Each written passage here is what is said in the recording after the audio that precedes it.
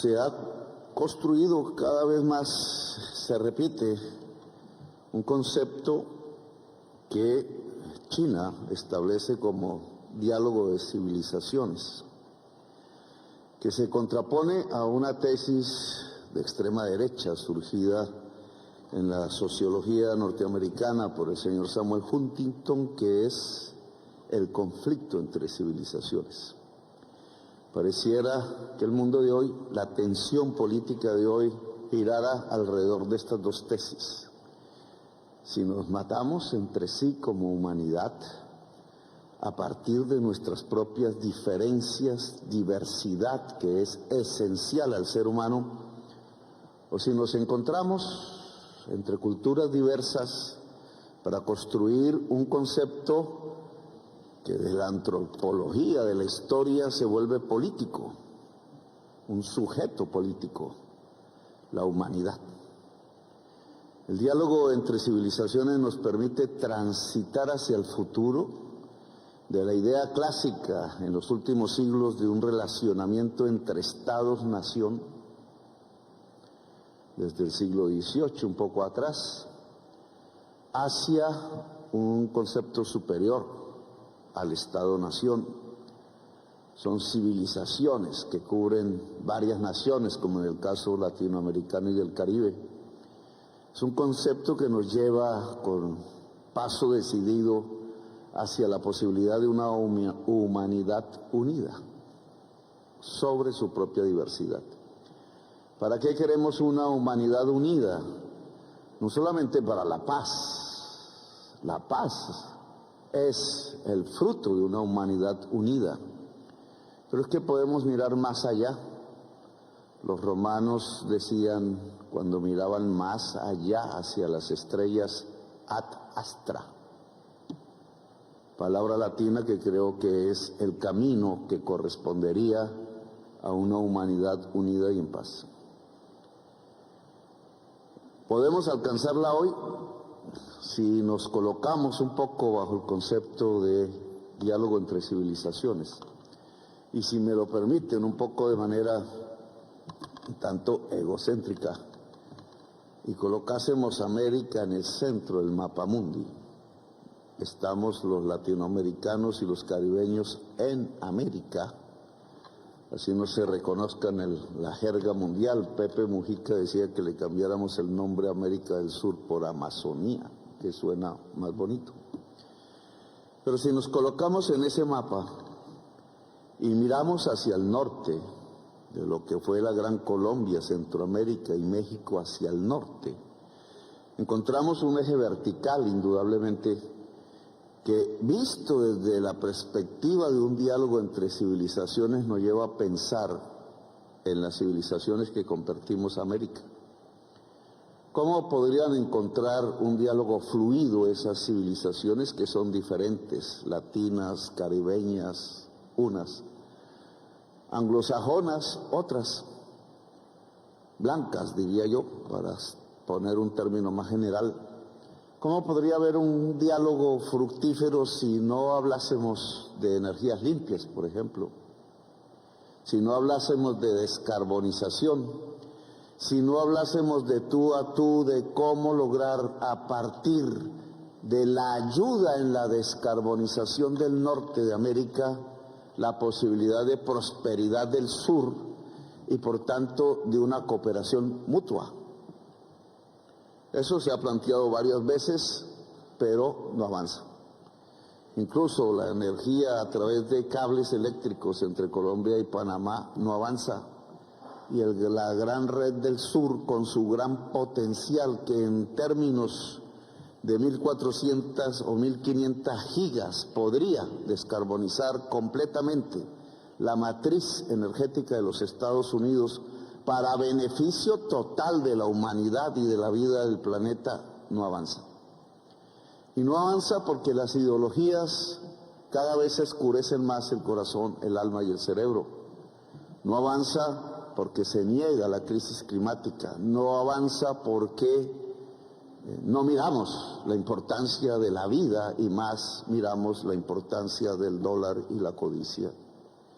y el diálogo se ha interrumpido a través de migrantes latinoamericanos que llegan en cadenas, como si no hubiéramos hace siglos los norteamericanos y los suramericanos luchado contra la esclavitud. Ese eje vertical hay que rehacerlo, indudablemente, si queremos la paz mundial.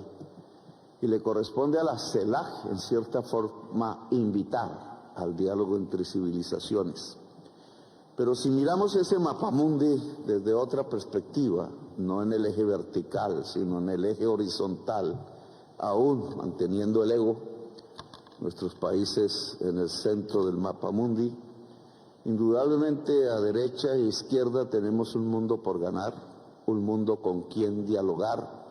¿Cómo se mira aquí el diálogo entre civilizaciones mientras las Américas deciden algún día integrarse? Ese diálogo horizontal, que no vertical, puede estar libre de autoritarismos, de imperialismos, del tú a tú entre civilizaciones, y indudablemente papel fundamental jugarían de un lado Europa y África, del otro China y el Asia. Y aquí concentrados en el tema China-América Latina, tan lejanos, aunque nos une el mismo océano, quizás la historia fue la misma. Tenemos en América, en la selva amazónica, antes de ser selva, indicios de culturas de hace 20.000 años.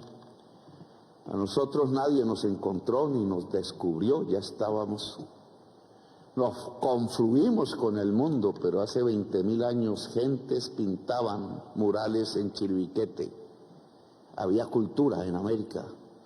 Y quizás esas culturas, dicen teorías, venían también por el estrecho de Bering del Asia, es decir, que antes de Europa éramos quizás el mismo pueblo. Ese encuentro entre culturas que ha sido la historia humana, a veces sangrienta, a veces encuentro y diálogo, hoy arranca aquí en esta conferencia CELAC y China con una promesa. Claro que desde la perspectiva china de la ruta de la seda, de la franja, se puede cruzar en sentido horizontal juntando dos océanos, Pacífico y Atlántico, y al juntarlos el mundo europeo y africano con el mundo asiático, oriental, China y otros pueblos. Claro que sí. Pero América Latina sería lugar de paso, o podríamos verlo desde otra perspectiva. Nosotros con Panamá tenemos la misma historia, conocemos la historia del Canal de Panamá, que ha sido violenta. Paso de mercancías para uno y otro lado. A veces miramos con envidia, a veces nuestros pueblos se preguntan, ¿y nosotros qué? Y si esta perspectiva la sobrepasamos, no solamente desde el punto de vista comercial clásico, sino miramos los nuevos ejes del siglo XXI, la necesaria descarbonización del este y del oeste y del sur y del norte, si queremos vivir en el planeta, y que esa descarbonización nos lleva necesariamente a energías limpias, y que las energías limpias, dadas las tecnologías de hoy, son básicamente y están en potencia, esperando la acción por la vida en América del Sur y en África, precisamente en ese eje horizontal, y que si flujos de capital pudieran volver esa potencia a acción. Claro que podríamos con África y con América del Sur ayudar fundamentalmente en la descarbonización económica. Y eso implicaría entonces inversiones propias, no simplemente el ver pasar en América del Sur y en África. Y entonces tendríamos otra idea de diálogo de civilizaciones, porque sería un enriquecimiento mutuo, una cooperación humana, la construcción de un sujeto político que se puede llamar humanidad. La energía limpia indudablemente cruzaría los mares, enriqueciéndonos a todos, porque la vida enriquece.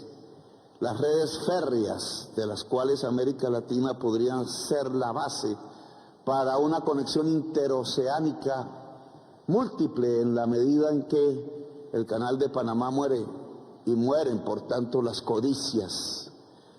Que la fibra óptica, y quiero aquí subrayarlo, porque la fibra óptica como infraestructura física va por debajo del mar, por la tierra, y entonces hay que pensar, si queremos algo concreto entre CELAC y China, en que fibras ópticas deberían llegar del Asia hacia América Latina y viceversa, y recorrer el Pacífico de América Latina y América en general, y sobre todo el Asia también.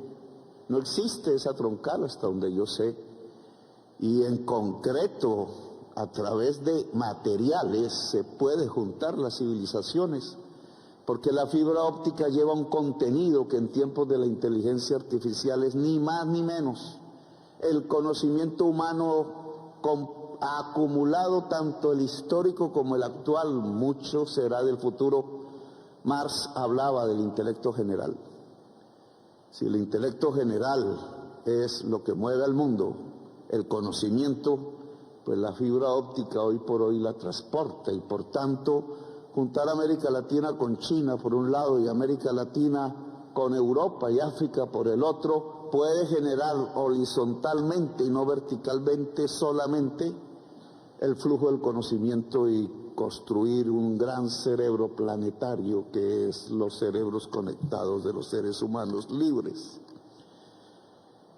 Y si al mismo tiempo pensamos en monedas y por tanto en comercios, creo que podríamos hablar de una África y una América Latina y caribeña prósperas en un mundo descarbonizado, una ayuda a limpiar matrices energéticas, ojalá en el norte de América, que es fundamental, pero también indudablemente al lado y lado con Europa y con China.